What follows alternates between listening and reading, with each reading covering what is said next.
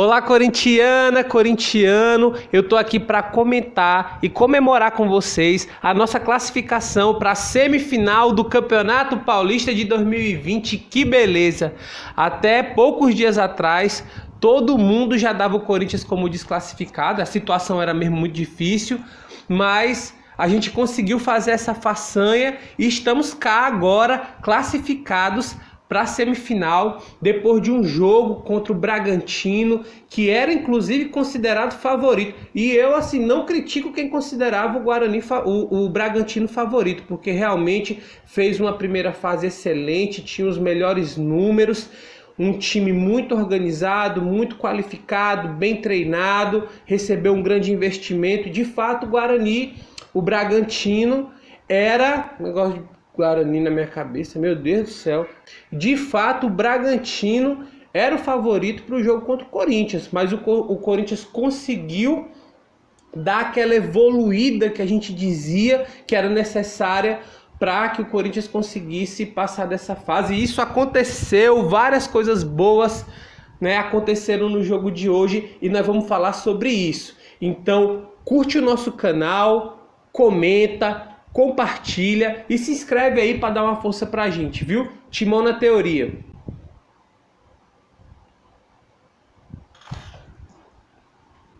Pessoal, vamos começar falando do jogo de uma forma geral. O Corinthians entrou com uma escalação com algumas mudanças, algumas por causa de lesões e outras por uma escolha do técnico mesmo, né? E puxando aqui a sardinha para minha brasa, foram as alterações que eu sugeri no meu vídeo anterior. Se você quiser, inclusive, comprovar que eu estou falando a verdade, vá lá no vídeo anterior e veja, confira. Os 11 que eu sugeri que fossem escalados para o jogo de hoje foram todos escalados pelo Thiago Nunes, né? O Ederson vinha entrando bem nas últimas partidas, dando uma maior velocidade, uma maior agressividade para o meio de campo, e isso aconteceu hoje novamente. Inclusive ele fez o primeiro gol do Corinthians logo no comecinho do jogo. E no lugar do Everaldo ele colocou o Matheus Vital, que já vinha jogando também, provavelmente para dar mais peso e consistência para o meio de campo, inclusive para ajudar um pouco ali na criatividade, no abastecimento dos atacantes. E no lugar do Bozelli ele colocou o Jô. O Corinthians fez um jogo muito bom. Fez, como eu falei, um gol logo no início e depois controlou a partida como um todo. O Bragantino, equipe boa que em momento nenhum esteve morta, né? Sempre levava algum perigo, chegava ao ataque, mas o Corinthians demonstrou uma segurança muito grande na defesa. É importante lembrar que o Corinthians não leva gol desde que o campeonato retornou. São 3 jogos sem levar gol. Vocês se lembram que o Corinthians, antes da parada, levava gol assim na baciada.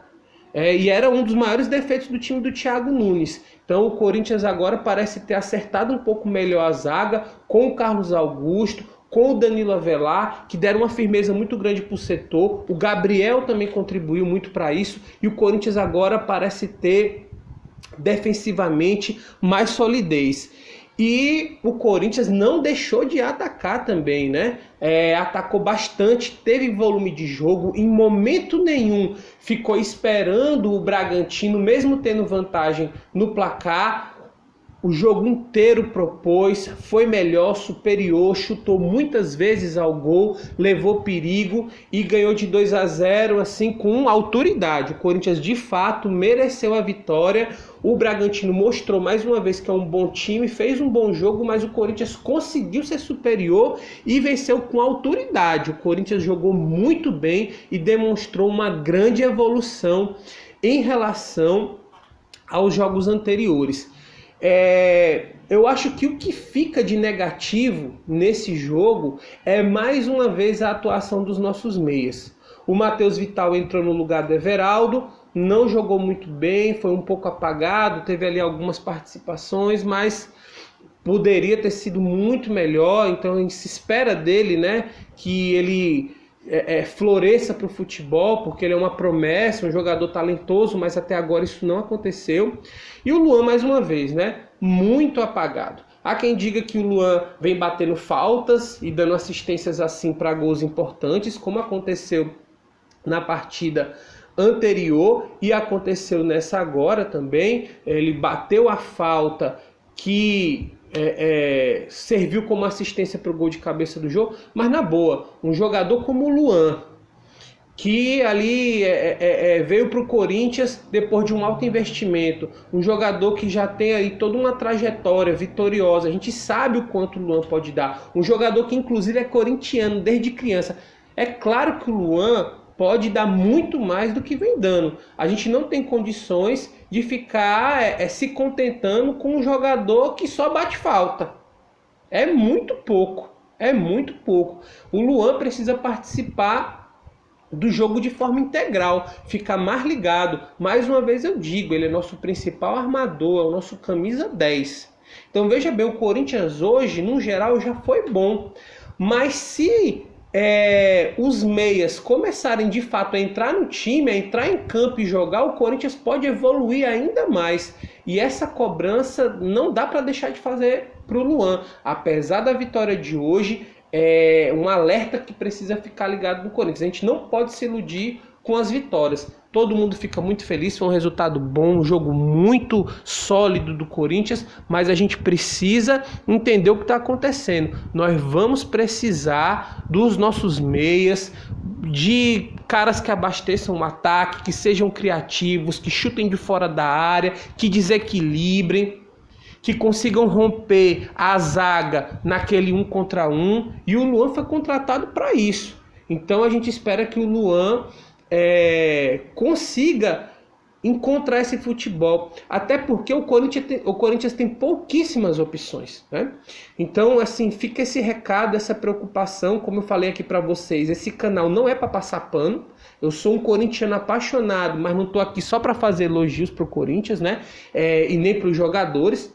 Inclusive o Thiago Nunes hoje colocou o Ângelo Arauz. Eu acho que até vendo essas impossibilidades aí, essas fragilidades com os meias que vem jogando, ele colocou o Arauz ali para ver se ele consegue se encaixar na posição.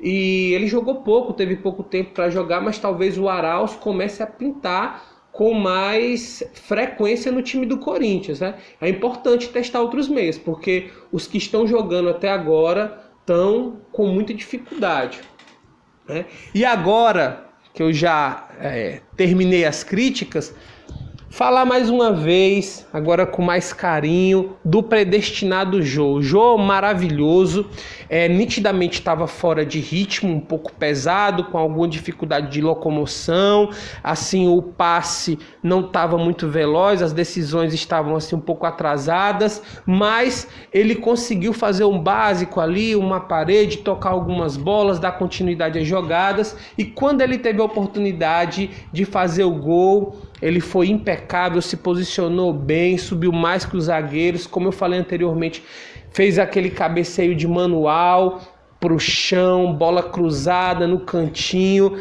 e superou o Júlio César. Júlio César, hein? Por favor, cara. Ainda bem que não tá mais com a gente, ainda bem que tava com o Bragantino. Falhou no primeiro gol, mostrou insegurança o jogo inteiro e foi um dos pontos fracos do Bragantino esse jogo, né? Não deu ali pro Bragantino uma segurança na defesa. O Júlio César inclusive falhou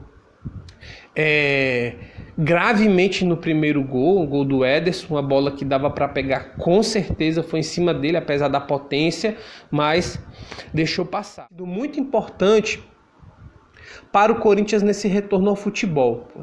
O Thiago Nunes foi contratado porque tinha um perfil ofensivo.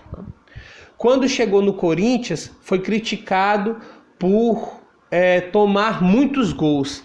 E agora me parece que o Thiago Nunes conseguiu encontrar um equilíbrio.